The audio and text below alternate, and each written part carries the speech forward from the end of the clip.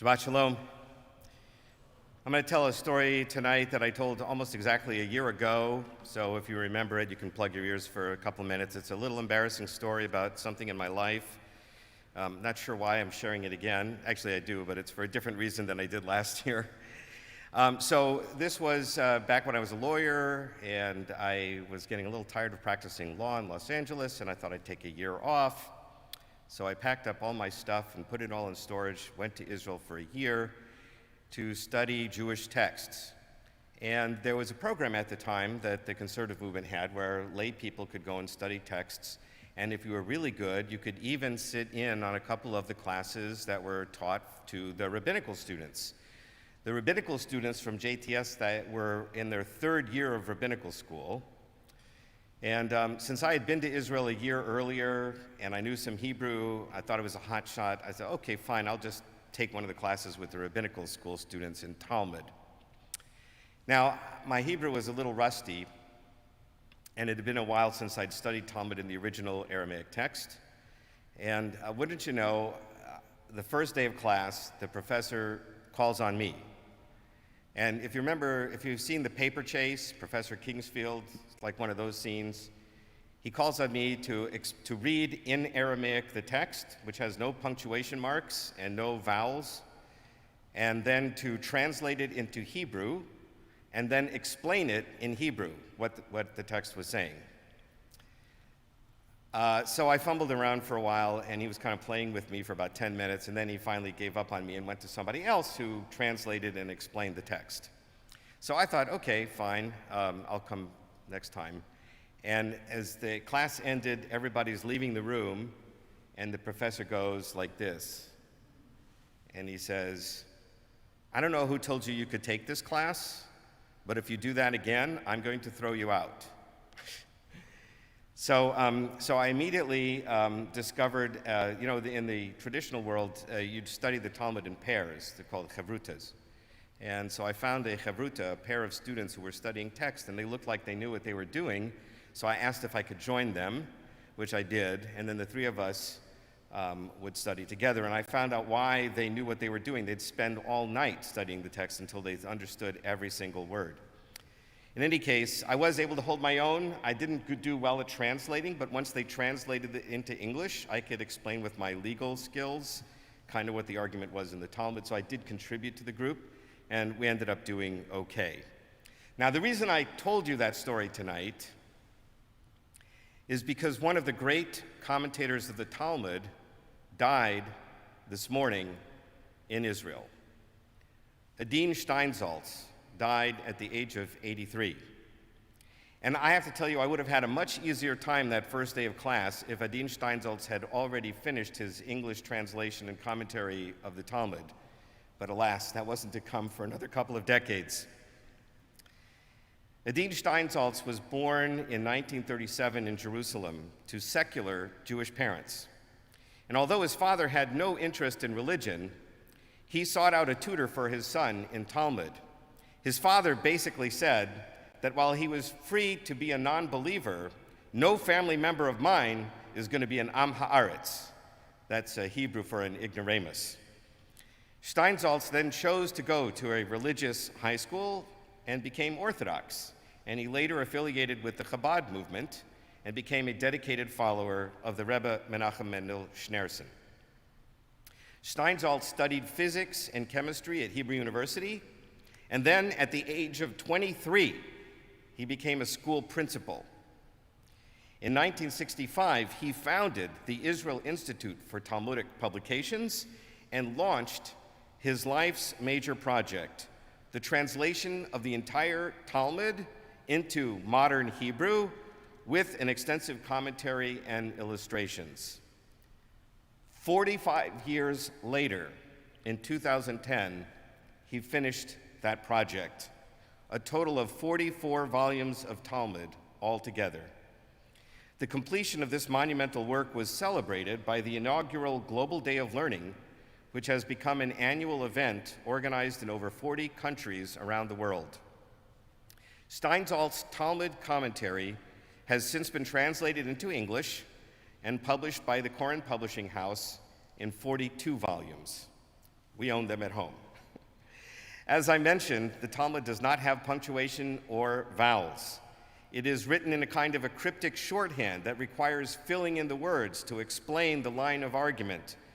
Steinsaltz supplied the vowels for over 2.5 million words, and he provided the punctuation for over 6,000 pages of Babylonian Talmud. He also wrote, if that wasn't enough, a Hebrew commentary on the entire Bible, which has now also been translated into English. And I recently learned he also wrote a Hebrew commentary on Moshe Maimonides' Code of Jewish Law, the Mishnah Torah. He wrote a commentary on the entire 14 volumes of Moses Maimonides' Mishnah Torah, not a minor feat. And along the way, he also wrote some 60 other books and hundreds of articles. Time magazine recognized Steinsaltz as a once-in-a-millennium scholar in 2001. He has been compared for obvious reasons to the great Jewish scholar Rashi, the French commentator of the 12th century, who also wrote a commentary on almost the entire Talmud and the entire Bible. There have been critics, of course. We're Jewish, love to criticize. Notably, the ultra-Orthodox Rabbi Elazar Shach at one end of the spectrum, and conservative rabbi and Talmud scholar Jacob Neusner. Some have complained that Steinsaltz Talmud has made Talmud study too easy, or that it reduces the many possible interpretations of the text into one simple understanding. But there is no doubt that Steinsaltz's commentary makes the text more approachable for the beginning student. You may still have to have a lot of patience, and maybe even a teacher to help guide you through for a while, but at least you can get a foothold in the Talmud with his brilliant translation and commentary. And you must also remember that Steinsaltz has only provided a basic commentary to the text. There have been many other commentaries over the centuries that offer different interpretations. That is one of the hallmarks of Jewish study, seeing a text through many different lenses at the same time. As Steinsaltz himself put it, my translation not only doesn't reduce the Gemara, but rather, in a certain sense, it allows for greater in-depth study and advancement. In the end, my explanations primarily try to resolve the technical problems, the language difficulties, the associative problems, the problems that stem from the fact that the Talmud is not an organized text. Unfortunately, many times the traditional method of study dedicates so much time to overcoming the technical problems that in practice there's not much time left for in-depth and innovative study. Steinsaltz was awarded the Israel Prize in 1998, and he was the first recipient of the newly formed Israeli Presidential Award of Distinction. He also was awarded the French Order of Arts and Literature and many other awards and honors. How did he accomplish so many things in his 83 years of life? Well, here's what he said. Since I started the work at a relatively young age, obviously, I didn't take into account the immense effort it requires, which includes not only the work of researching and writing, but also many logistical problems. But sometimes, when a person knows too much, it causes him to do nothing. It seems it's better sometimes for man and for humanity not to know too much about the difficulties and to believe more in the possibilities. Of course, it also helped that he was said to have worked 16-hour days, 6 days a week. Despite all these achievements, he remained a modest man, often appearing somewhat disheveled in public and always with a tremendous sense of humor. Now, Diane told me a story. She met Steinsaltz before we met, and she told me this story from when she was in her early 20s. She worked for the National Foundation for Jewish Culture. And there was a program that was being co-sponsored by the National Foundation, along with some other organizations. They were going to have Adin Steinsaltz be the featured speaker. And so at one of the planning meetings for this program, Diane was the representative to this committee that was doing the planning. And when Adin Steinsaltz walked into the room, one of the elder gentlemen there turned to Diane in her early 20s and said, Miss, could you go get a pack of cigarettes for Rabbi Steinsaltz? And Diane was a little bit taken aback that she was asked to run an errand since she was there to represent the National Foundation, but she also was taken aback because she doesn't like cigarettes and she doesn't want to help anybody smoke cigarettes. So she hesitated for a moment, just a moment. And Steinsaltz noticed her hesitation immediately and very quietly said, "It's okay, actually I wanted to take a walk myself anyway and I'll get the cigarettes while I'm out on my walk." And Diane never forgot that moment of thoughtfulness by Rabbi Steinsaltz. In one of his final interviews in 2016, he mused, "I never thought about what will be written on my tombstone.